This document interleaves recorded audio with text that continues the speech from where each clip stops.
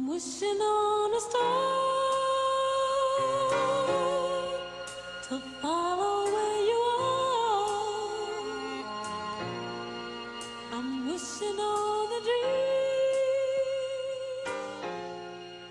to follow what it means. I'm wishing on a star.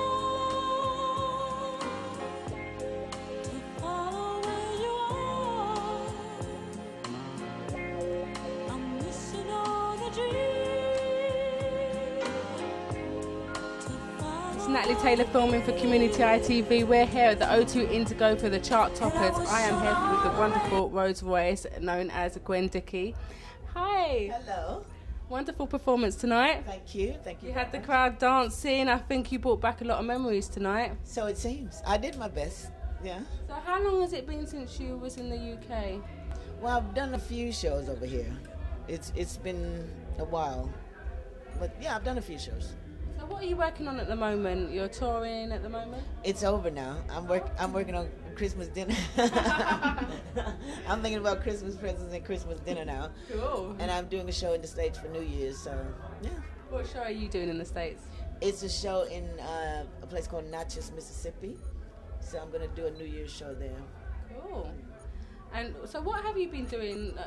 Tell the people what have you been doing over these years? You know, you did a lot of tracks back in the 80s, right. And then you was around for a while then, and then you kind of went quiet for a while, and now you're back on the scene again. But in between that, I'm sure you must have been doing other things, working with other people. Well, I work with other artists. I work with a group called KWS. I work with a soul singer called Betty Wright. You all know Betty Wright? Yes, yeah, we do. I work with Betty Wright, and then I just sort of drifted, and I didn't do much at all. I was a couch potato, just gaining weight and eating food and reading and watching television.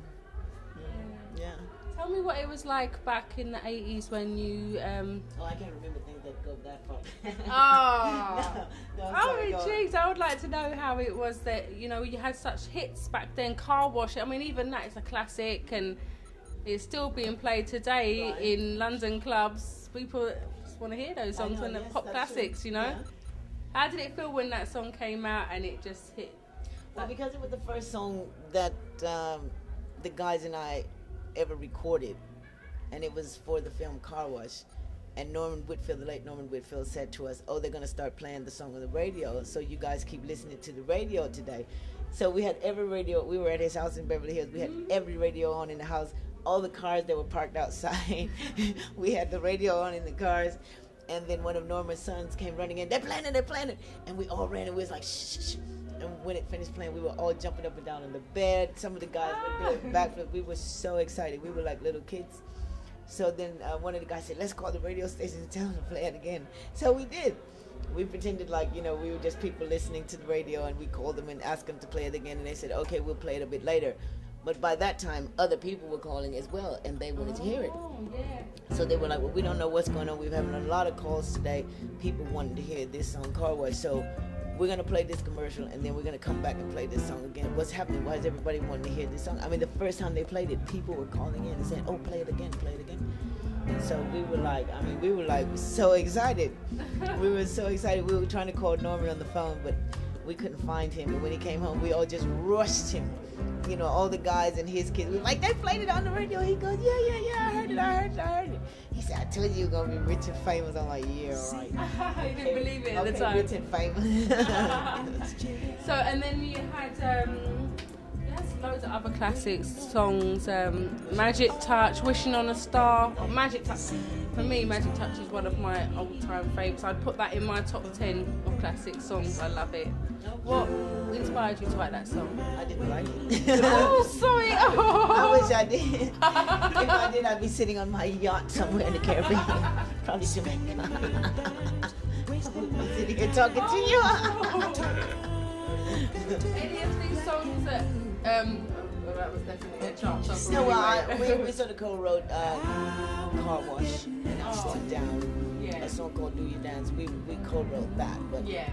Not about Christmas now. So as I said, I'm thinking about, you know, what we're gonna have for Christmas dinner and the presents that I need to to, you know, try and get for my family. Yeah. So I'm not really thinking about work anymore. When I'm done with you, I'm gonna have a large glass of champagne. Oh, I think you deserve it because that was a fantastic. I'm not gonna think about work anymore. You know, it's time to relax and spend some time with my family. Yeah, take a break. And yeah. When and it then, happens, it happens. Just see how it goes. Exactly. You know, I'll do the New Year's show and then take some time off in January and then think about, you know, what's happening from there. Cool. Well, January is a good time to start thinking about what you're going to do for the future, Exactly. you know. So how can people find out more information about you on social networking sites or you've got a website? Well, I have GwenDickie.com is out there, and I'm sure my agent has some things on his website. I don't have time to really, you know. You don't deal with that side I'm of things. I'm not a Twitter person, you know. I really don't. I bet next time I speak to you, you'll be telling me that you're twittering away. No, you know, I met the fabulous Beverly Knight, and she was hitting. I'm like, what are you doing? She goes, I'm twittering everybody. I'm talking to you. I was like, give me a break. So she said, let me show you how to do it. I'm like, girlfriend, I haven't got time to be twittering, chipping my nails. That's what you think now, but you know, it's on your mobile phone now. It's really easy. No, I have problem texting, so I don't. You know, okay. I haven't got time for that. I don't have the patience. It's very time consuming, actually. And I don't want everybody to know my every move. I mean, some people are really into that, you know.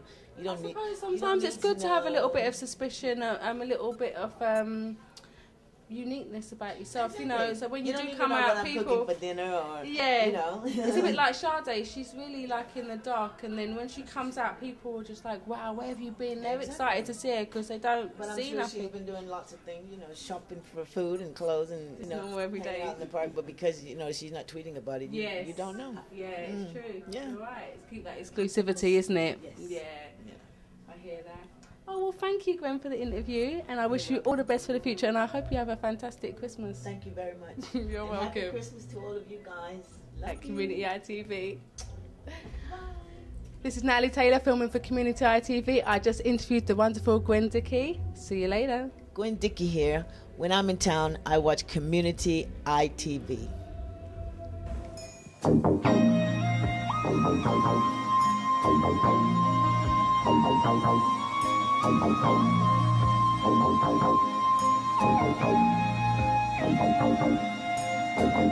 you.